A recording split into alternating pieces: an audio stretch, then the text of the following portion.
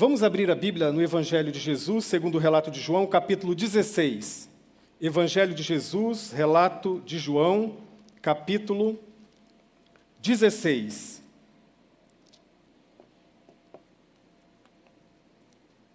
E eu quero falar com vocês hoje sobre ânimo. Tenham ânimo. A palavra de Jesus aqui em João capítulo 16. Na verdade, ele vem animando os discípulos desde o capítulo 13. Mas quando chega no capítulo 16, no versículo 33, que é o último versículo do capítulo 16, diz assim: Disse Jesus, eu lhes disse essas coisas, para que em mim vocês tenham paz. Neste mundo vocês terão aflições, contudo tenham ânimo, eu venci o mundo. Eu venci o mundo. Vamos ler juntos? Eu convido você a ler comigo esse texto mais uma vez. Eu disse essas coisas para que em mim vocês tenham paz. Neste mundo vocês terão aflições, contudo tenham ânimo, eu venci o mundo. Algumas versões bíblicas dizem assim: contudo tenham bom ânimo.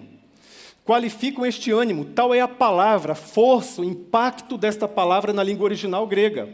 Ânimo, tenham ânimo. Então nós vamos falar sobre isso, sobre ter ânimo. Nós vamos entender o que significa isso. E eu quero orar mais uma vez. Quantos aqui desejam receber esse ânimo do Senhor nesta tarde? Levante a mão. Então, vamos orar comigo. Feche os seus olhos. Pai, nós estamos diante de uma palavra simples de Jesus. Mas nós cremos que cada palavra de Jesus, definidas por Ele mesmo, tem a ver com espírito e vida. Então nós ministraremos sobre ânimo, e nós estamos desanimados. Nós queremos admitir para o Senhor que há um peso sobre muitas pessoas. E este peso traz desconforto em casa, traz desconforto no trabalho. Este peso torna a vida mais insípida, mais insossa nos relacionamentos. Este peso, às vezes, se manifesta quase que palpavelmente, com um aperto no peito, dificultando o sono, dificultando a respiração. Este peso, muitas vezes, ó Deus, se expressa fisicamente. E este desânimo tem se tornado uma mochila pesada. E nós, nesta tarde, Deus, queremos ouvir a Tua palavra numa expectativa de que algo bom vai acontecer, de que algo especial o Senhor vai produzir a partir da ministração desta palavra. Então nós pedimos que o nosso coração esteja aberto para este ânimo, o ânimo poderoso do Evangelho, o ânimo de Jesus. Amém, Senhor. Amém. Tenham ânimo.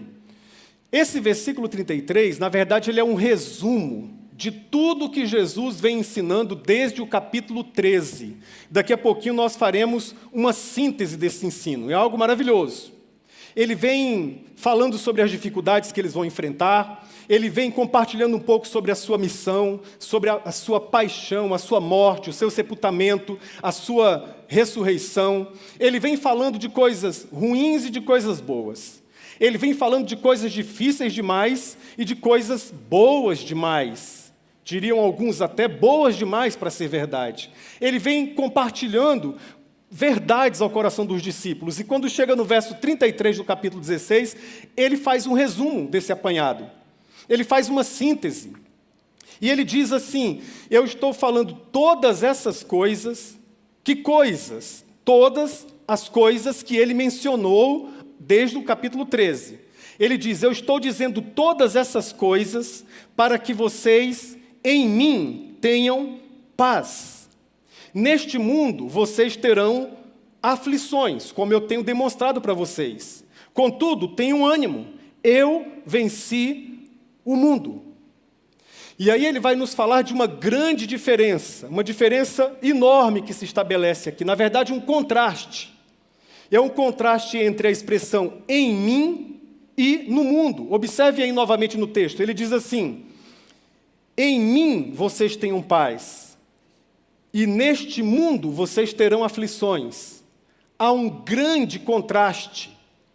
Ele está falando aos discípulos, àqueles que já tinham recebido a luz de Jesus, a luz do Evangelho, e não foram retirados do mundo, mas Jesus permaneceu com eles aqui. Então, Jesus disse assim, há um grande contraste, uma grande diferença entre a pessoa de Jesus e esse sistema do mundo. Na pessoa de Jesus, vocês terão paz. Daqui a pouco a gente vai falar sobre paz. Mas no mundo, vocês terão aflições. A palavra aflições, ela também é traduzida no Novo Testamento por tribulações, dificuldades, angústias, problemas. Mas de todas essas palavras, a palavra tribulação é a que mais define o que significa essa aflição que Jesus está falando aí.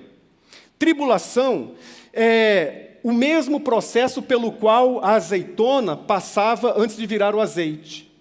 Duas pedras gigantescas, duas prensas, uma girava numa direção, a outra em outra direção, e ali caía o fruto. E ele era esmagado, pressionado, até que o azeite puro, o azeite extra virgem saísse. O melhor saísse. Mas passava pela prensa. A palavra que ele usa aqui tem esse sentido. Trazia a memória dos discípulos que a vida cristã é realista. Ela não nega a realidade, ela não é negacionista. Ela diz, no mundo vocês experimentarão uma prensa, vocês serão pressionados. Vocês, alguns de vocês, experimentarão como que se estivessem sendo esmagados emocionalmente, esmagados espiritualmente. No mundo, vocês passarão por experiências de aperto, de prensa. E aí nós temos larga experiência nisso. É claro que alguns, desde a infância, muito mais, nós não temos tempo de explicar o porquê isso acontece e talvez nem saberíamos.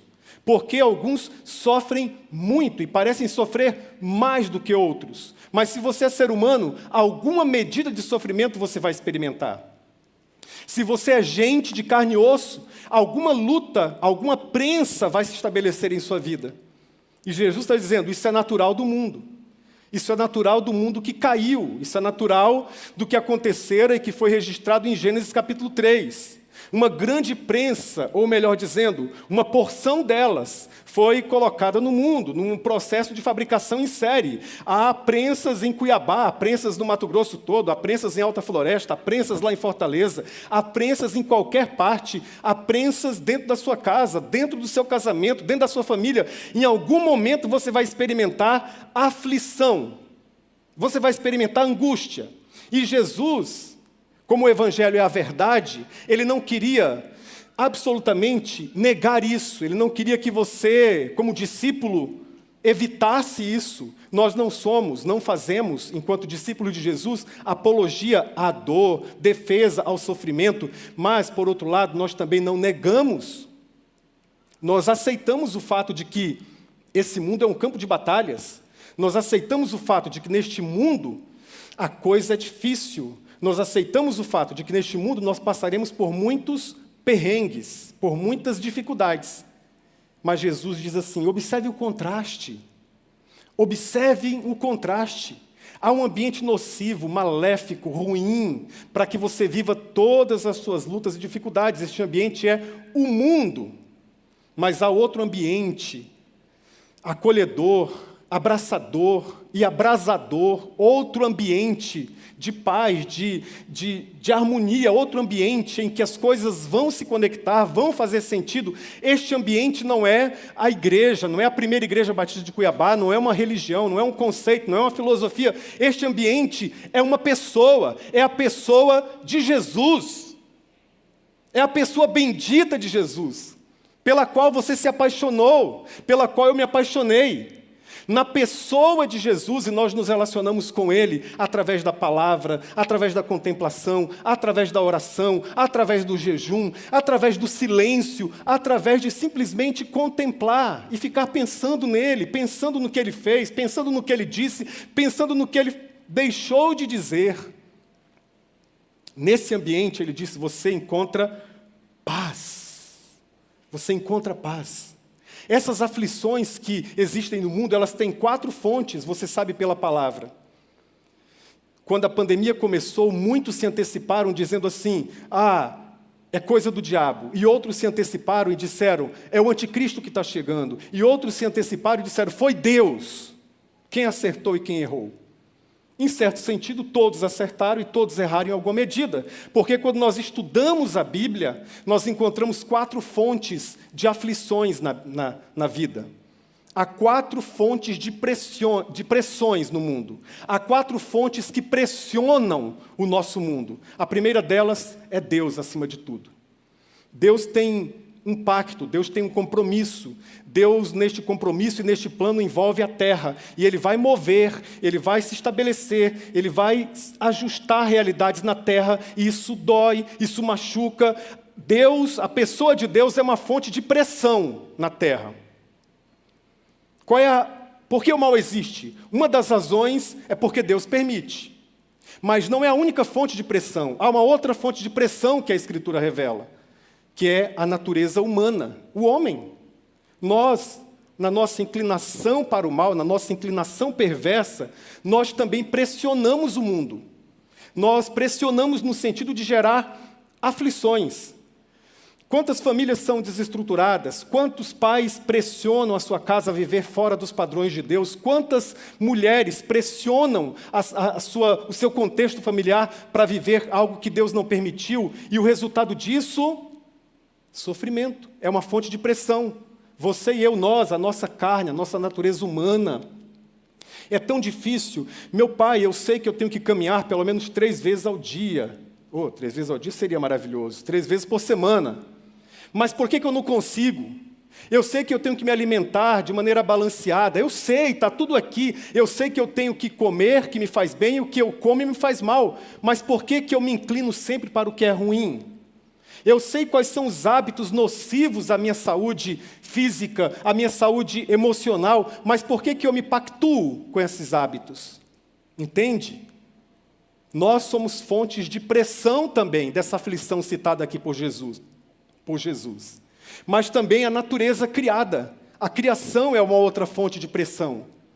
A Bíblia nos diz na carta aos Romanos que a natureza geme. Em outras palavras, a criação geme. Ele pensa, ele imagina a criação como uma grávida, como uma mulher que está prestes a dar à luz, mas está sofrendo, está angustiada, pressionada, querendo que surja algo novo, querendo que surjam novas perspectivas e realidades, mas está com uma gravidez dificílima. A terra está com a gravidez dificílima. A placenta é frágil, é fraquinha, e ela está ali sangrando, a terra está sangrando, é a linguagem de Paulo na carta aos Romanos. Há um gemido na carta aos Romanos.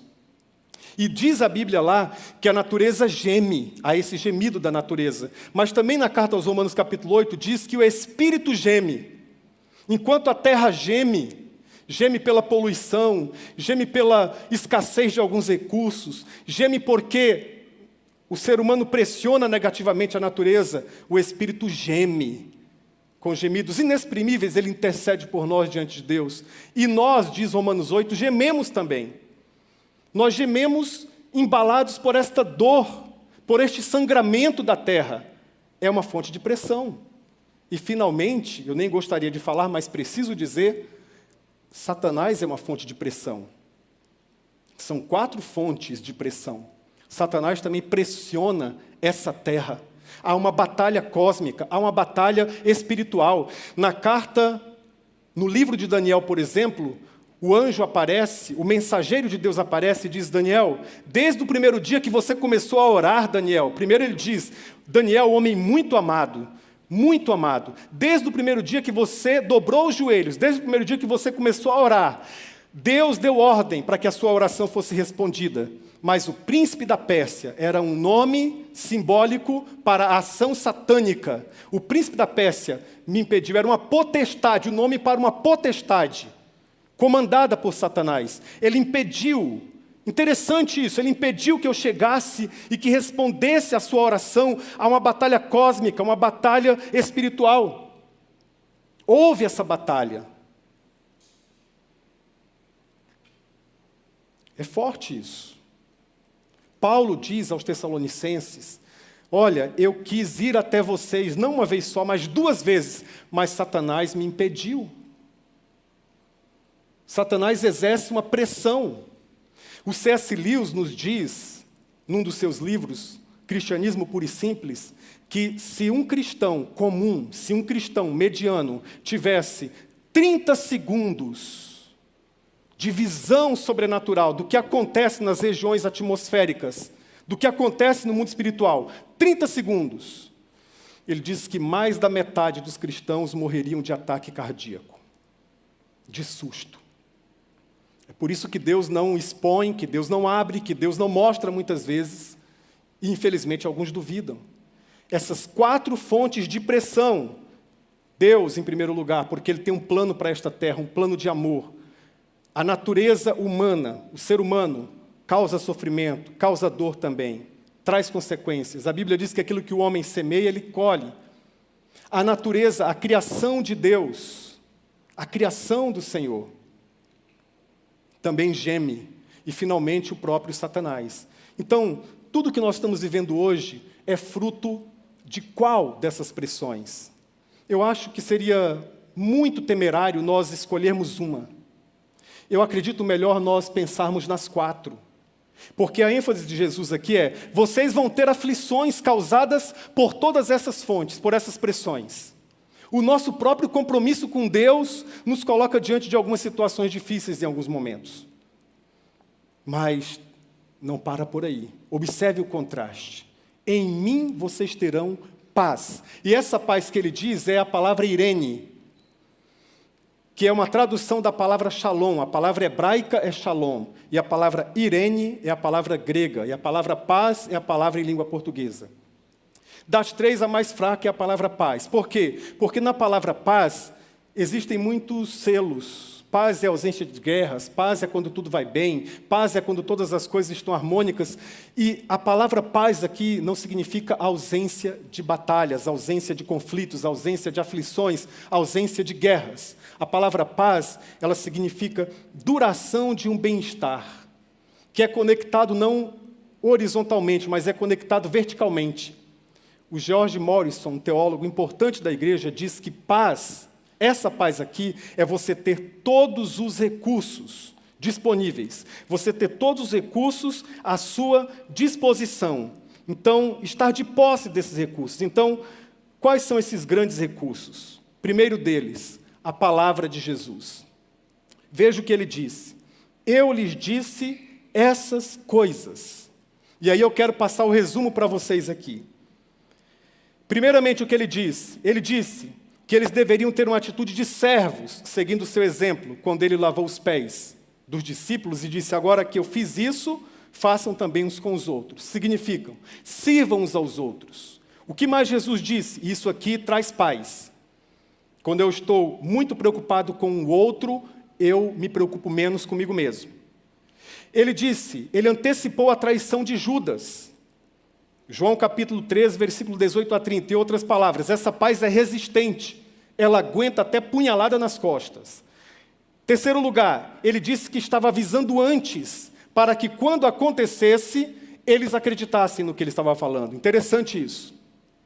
O que ele disse mais? Ele pediu que os discípulos amassem uns aos outros. Ele falou, esse é o novo mandamento que eu dou para vocês.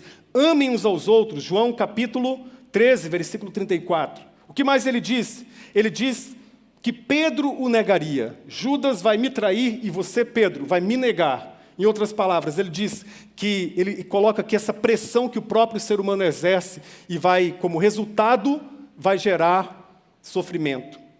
O que mais ele diz? Ele diz que a vida espiritual é uma conexão íntima com o Pai, que é o agricultor. João capítulo 15 fala sobre isso. E outra promessa que ele faz em João capítulo 14, eu vou, mas eu vou deixar o Espírito Santo como guia de vocês a toda a verdade. Vocês não estarão sozinhos, vocês terão um testemunho interior, um testemunho dentro, que vai compartilhar e vai conduzir vocês a toda a verdade, não a parte, não a algum percentual mágico ou místico, mas a toda a verdade. O que mais ele diz? Ele diz sobre a dura realidade que os discípulos enfrentariam na terra, aqueles e todos nós. E o que mais ele diz? Ele falou da tristeza e falou que essa tristeza dos discípulos seria transformada em alegria. E esse texto eu preciso ler para vocês, porque aqui há um princípio poderoso que Jesus ensina. João 16, um pouquinho antes, 17 a 33. Mas eu vou ler só a partir do versículo 20. Ele diz assim: digo-lhes que certamente vocês chorarão, e vocês se lamentarão, mas o mundo se alegrará. Vocês se entristecerão, mas a tristeza de vocês se transformará em alegria. A mulher que está dando à luz sente dores, porque chegou a sua hora. Mas quando o bebê nasce, ela esquece a angústia por causa da alegria de ter vindo ao mundo um menino. Assim acontece com vocês. Agora é a hora da tristeza para vocês, mas eu os verei outra vez, e vocês se alegrarão. E ninguém lhes tirará essa alegria. Naquele dia, vocês não me perguntarão mais nada. Naquele dia, vocês não me perguntarão mais nada. Qual o princípio que Jesus ensina aqui? O mundo, ele não tem essa ideia da transformação. O mundo tem a ideia da substituição. O mundo pensa assim: a tristeza precisa ser substituída pela alegria. O nome disso é compensação. O mundo nos dá compensações. Você está triste porque quebrou o brinquedo? Eu vou te dar outro brinquedo. E quando quebrar esse outro brinquedo, eu vou te dar um outro brinquedo. Ou você está muito triste hoje, está muito angustiado, então você troca essa tristeza, tenta trocar essa tristeza por um cafezinho no shopping, por um pãozinho de queijo. Você está triste, e aí essa gradação vai aumentando. Mas essa tristeza não está resolvendo com esse brinquedinho, não está resolvendo com este cafezinho da tarde, então você, quem sabe, você pode começar a beber. E você vai tentando substituir essa tristeza por algumas alegrias. E deixa eu ser honesto com você, meu irmão e minha irmã, vai funcionar no início. Vai funcionar. Irmãs, vai funcionar no início. Experimenta um dia que você estiver muito triste e comprar aquele vestido dos seus sonhos. Vai funcionar ou não vai funcionar? Vocês não quiseram dizer amém, por quê? Funciona. Funciona. No início funciona. E aí você cria um sistema equivocadíssimo de compensações e você diz assim: ah, então é fácil. Agora, todas as vezes que eu sentir triste, ou que eu que eu sentir uma tristeza, eu posso substituir essa tristeza. E aí, com o tempo, você vai precisar de mais compensação, e mais compensações, e mais compensações. Isso vai gerar um vício, isso vai gerar uma amarra, isso vai aprisionar você, e daqui a pouco nada neste mundo, nenhuma coisa palpável, nenhuma coisa material, nada que você possa segurar ou se agarrar, será suficiente, será um substituto ideal para o tamanho dessa tristeza que você vai enxergar ser inaugurada no seu coração. Então Jesus diz assim: esqueça a compensação, esqueça a substituição. O meu evangelho funciona como transformação. Essa tristeza se transformará em alegria. Ela não nega a dor. E qual é o exemplo que ele dá? Da mãe que está prestes a dar à luz a um filho. Ele diz: essa mulher vai sofrer. E mais uma vez aqui ele traz a metáfora de uma gravidez de risco, de uma gravidez em que a mãe está sofrendo, em que não tem todos os aparatos e que não tem, lembre-se, não era século 21 e muitas crianças morriam e muitas mães morriam no parto também. Essa imagem é muito vívida. Ele diz: a mãe sofre, a mãe teme, a mãe fica apavorada muitas vezes e a criança não sai, não flui a vida, mas essa tristeza, essa dor será transformada em alegria, bendito seja o nome do Senhor.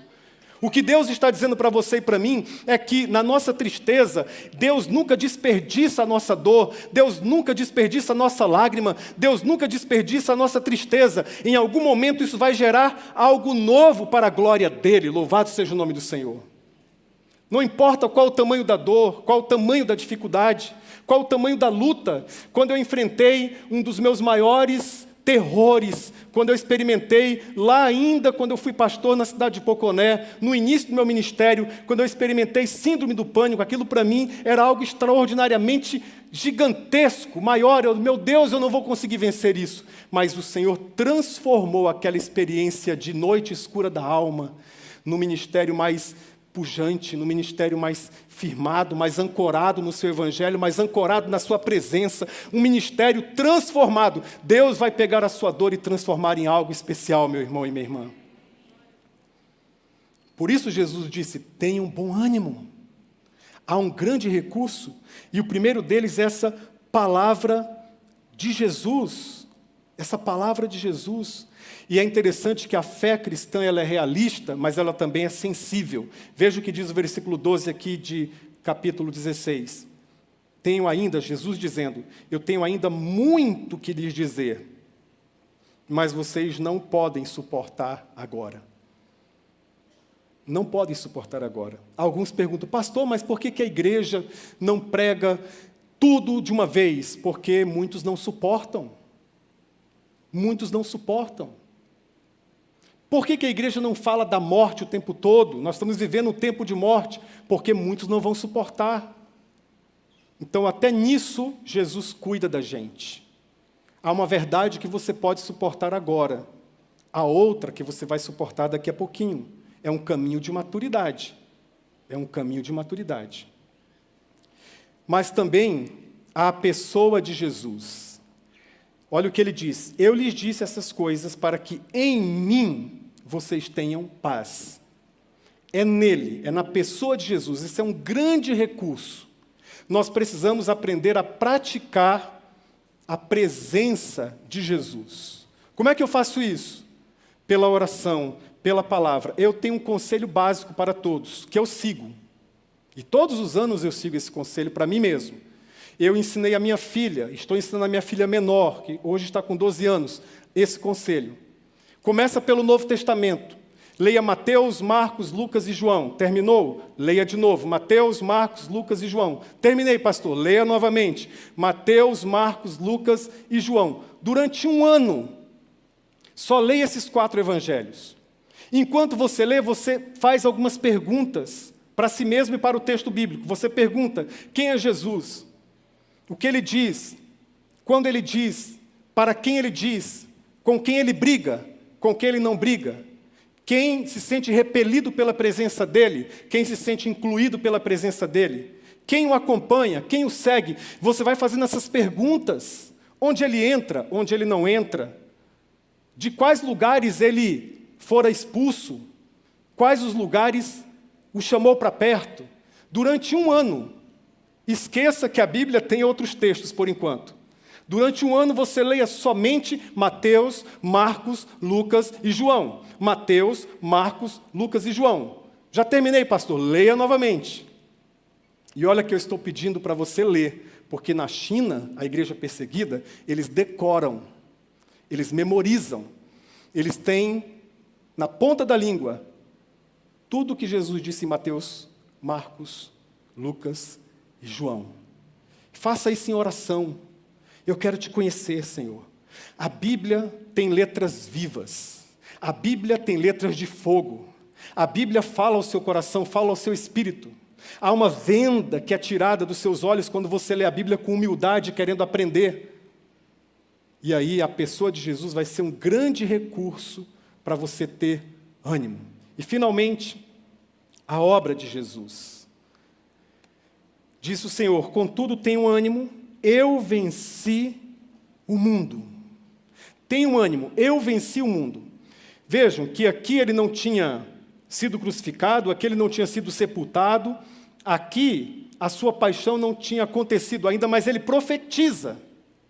Ele diz, eu venci o mundo. Imagina como os discípulos receberam aquela realidade. Ele está falando sobre a sua ressurreição. Ele está falando sobre o túmulo vazio aqui. Eu venci o mundo. Tenham ânimo, confiem também na obra que eu estou realizando, na minha obra completa. E essa expressão tenham ânimo, ele disse várias vezes no Novo Testamento, mas eu separei algumas aqui, pelo menos 3 delas. Ele disse assim, tenham ânimo para aquele paralítico que foi carregado por 4 amigos. É o ânimo do perdão dos pecados, e ele olha para a fé, ele observa a fé no coração daqueles 4 amigos, mas ele olha para aquele paralítico e diz: filho, tenha ânimo, os teus pecados estão perdoados. Tenha ânimo, os seus pecados foram perdoados. Se você entregou sua vida a Jesus, se você permitiu que o Espírito ampliasse a sua consciência, os seus pecados foram perdoados.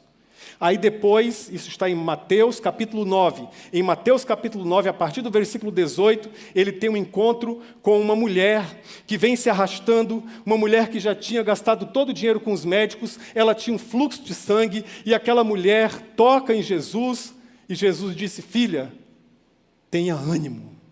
E ela experimentou o poder da cura, o poder de Jesus. Tenha ânimo, o Senhor pode ainda hoje curar pessoas. E a terceira vez que aparece está em Mateus ainda, capítulo 14. Agora é uma tempestade, os discípulos estão atordoados, estão amedrontados, estão apavorados com aquela tempestade, e Jesus vem tranquilamente sobre as águas, e eles acharam que era um fantasma. Eles não reconheceram Jesus, eles disseram: é um fantasma.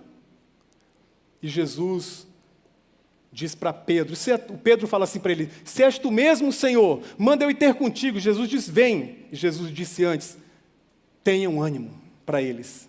Tenham ânimo, tenham coragem, filhos.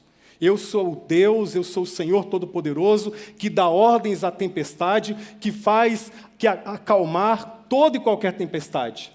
É o ânimo do seu poder sobre a natureza. E aqui, em João 16:33, ele diz: tenham ânimo, e esse é o ânimo da vitória completa dele. Faz sentido para você que Jesus já venceu? Ele já é vitorioso? E que Jesus, por causa da sua vitória, também conecta a vitória dele à nossa vitória, e ele nos diz que nós somos mais do que vencedores por aquele que nos amou? Então tenham ânimo. Tenha ânimo porque você foi perdoado. Tenha ânimo porque Deus pode curá-lo. Tenha ânimo porque você pode andar sobre os problemas, sobre as dificuldades. Tenha ânimo porque eu venci o mundo e você pode vencer também. Eu quero concluir, para a gente cear, sobre essa obra de Jesus, lá em 1 de João. Agora nós vamos dar um salto lá para a primeira carta de João. A sua primeira carta, no capítulo 5. 1 de João, capítulo 5, o mesmo que escrever o Evangelho, ele diz assim, 1 de João 5, de 4 a 5, ele diz assim: o que é nascido de Deus vence o mundo. E esta é a vitória que vence o mundo, a nossa fé. Vamos ler juntos? O que é nascido de Deus vence o mundo, e esta é a vitória que vence o mundo, a nossa fé. Só as mulheres.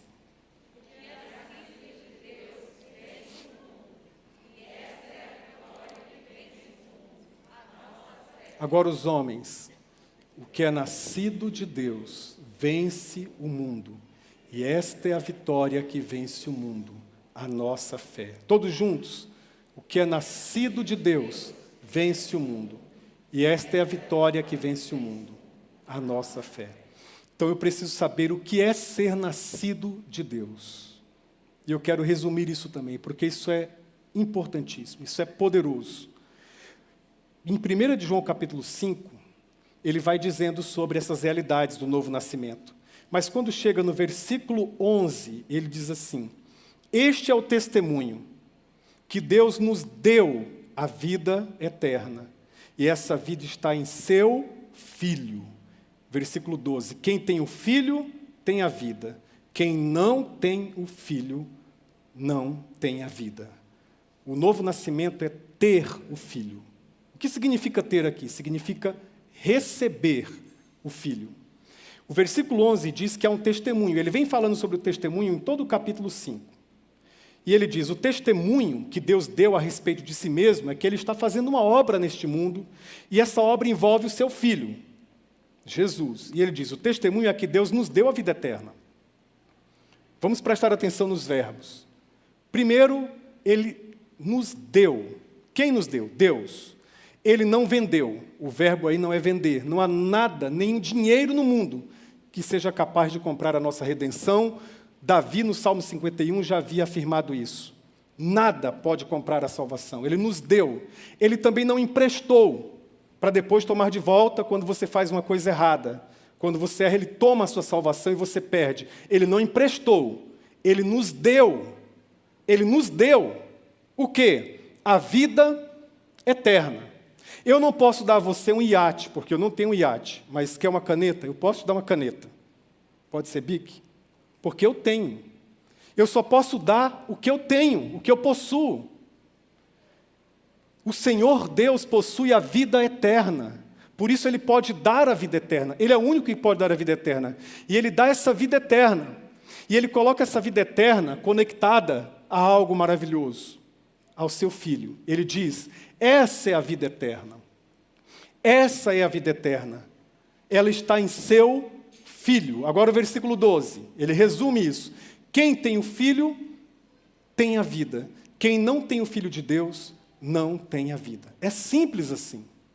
Esse ter é sinônimo de receber. O mesmo João que escreveu a carta, escreveu também o Evangelho. Em João capítulo 1, ele nos diz claramente, no Evangelho, segundo João capítulo 1, ele diz claramente, Jesus veio para os seus, o seu povo, os judeus, mas os seus não o receberam. Mas a todos quantos o receberam, deu-lhes o poder de serem feitos, isto é, de se tornarem filhos de Deus, ou seja, experimentaram este novo nascimento. O novo nascimento é quando você percebe que Deus tem algo a dar a você que você não tem. Você não tem essa vida eterna, essa vida plena. Então você compreende que somente Ele pode dar. E como é que Ele dá essa vida? Em seu Filho, em Jesus. A vida está em Jesus, no que Ele fez, na morte dEle na cruz. Você se apropria deste sacrifício perfeito. Você recebe este sacrifício perfeito. Você assume um compromisso com este sacrifício perfeito. E você nasce de novo. É um mistério isso. Você nasce de novo. Quando você percebe que a vida não está numa religião, não está numa igreja, está no Filho. Quando você o recebe.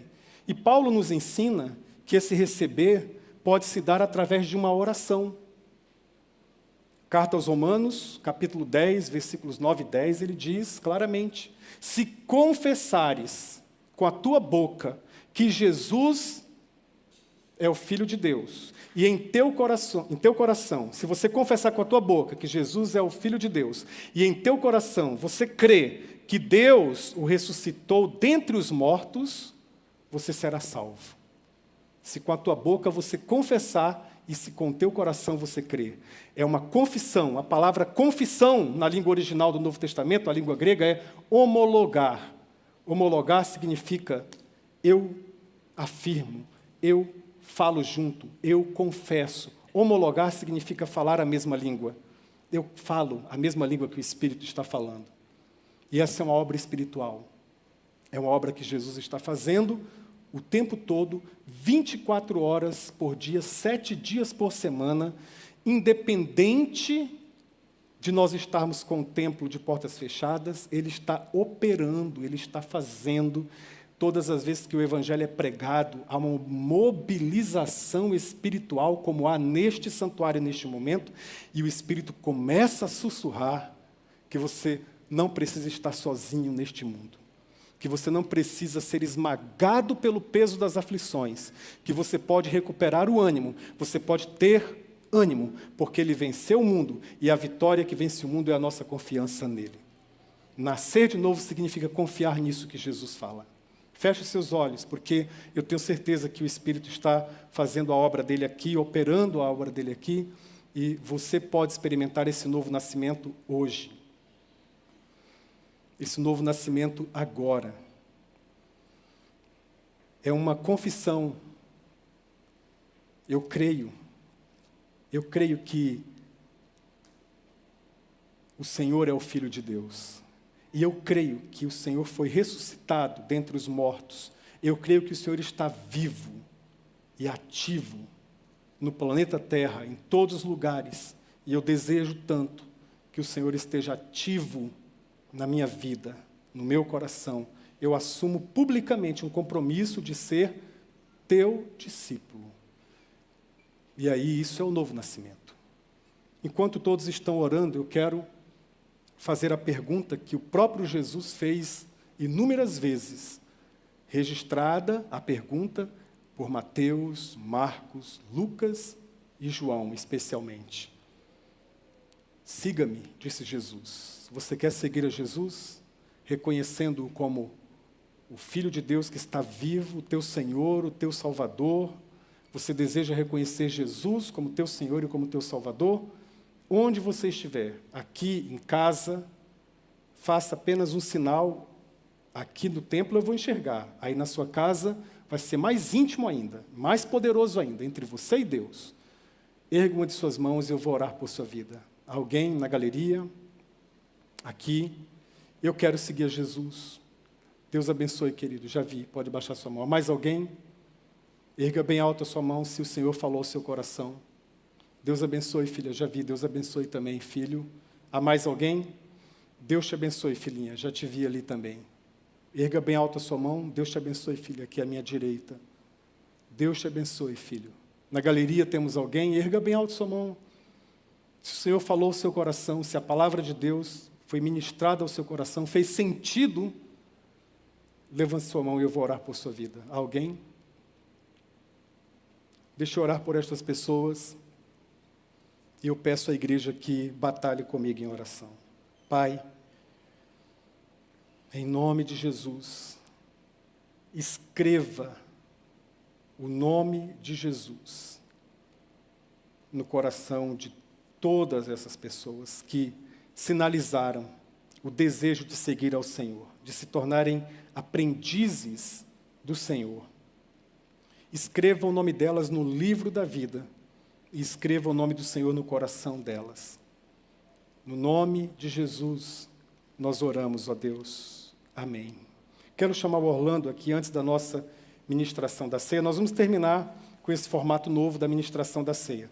Mas eu quero chamar o Orlando para nós entoarmos mais uma vez aquela canção linda, Orlando, da alegria todo dia, porque essa alegria todo dia, essa canção especialmente, ela nos fala de uma teologia muito pura, muito verdadeira, muito extraordinária. Essa alegria, ela vem com esse ânimo, o ânimo do Evangelho, com essa paz. Presta muita atenção nessa alegria, mas eu quero ler com você aqui, porque eu fiz um primeiro convite, agora eu vou fazer um segundo convite antes da ceia.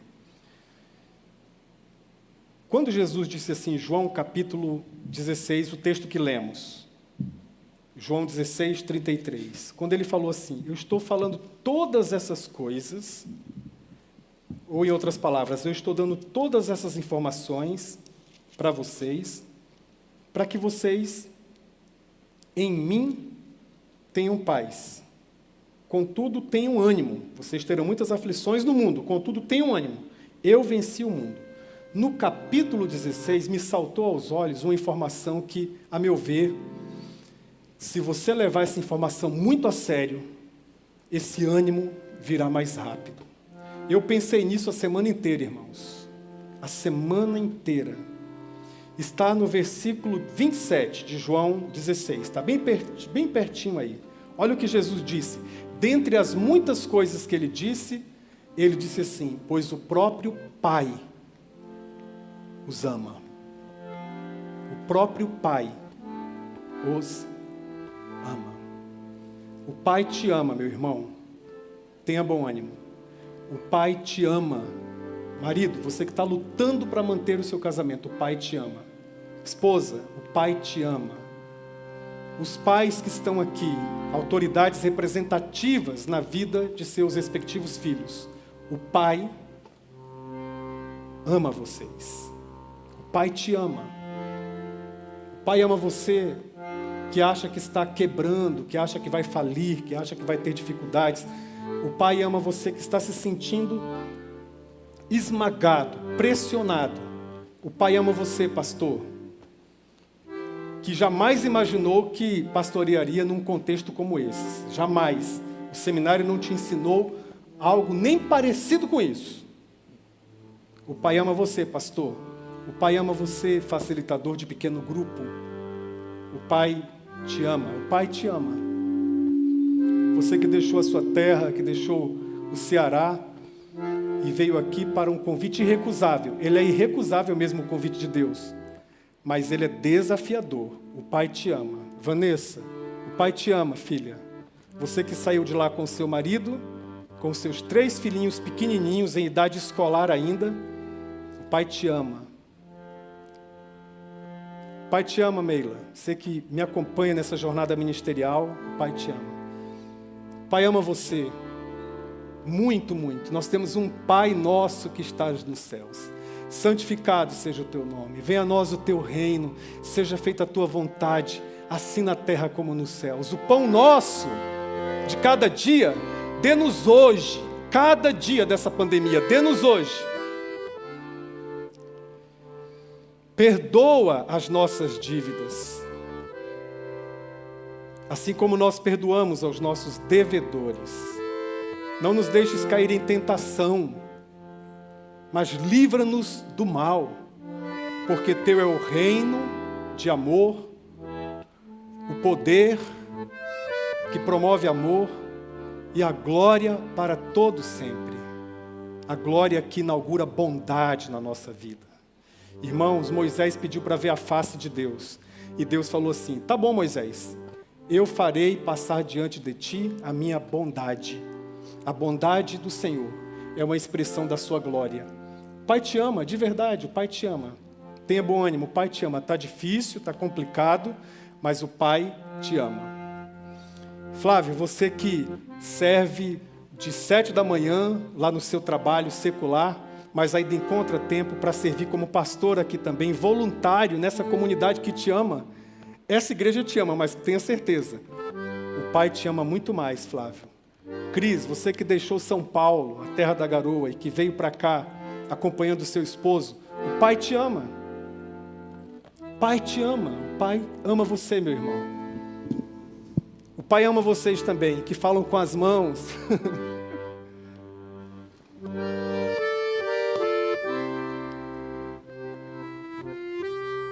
E o Pai ama você, que traduz tudo que eu falo aqui. E eu já dei um estudo de Apocalipse, aquelas mãos iam para cima, para baixo, complicado. Apocalipse, imagina. O Pai ama vocês que falam com as mãos, viu, Marlice? Denise, todos os demais, a Dani, todos os demais. O Pai ama vocês. O Pai ama cada um de vocês que, num tempo como este, se esforça para que nós tenhamos esse tempo juntos aqui, os que estão na recepção, os que estão servindo no som, multimídia, os que estão servindo na transmissão ao vivo, em todos os contextos aqui, o Pai ama. Erinalva, nós estamos sem o funcionamento do culto infantil, por enquanto ainda, estamos nos preparando para isso, para um retorno, mas Erinalva, você que está ausente dos pequeninos, a quem você ama tanto, o Pai te ama e o Pai ama os pequeninos também. O Pai nos ama. Tenha bom ânimo, filho. Tenha bom ânimo, filha. O Pai te ama.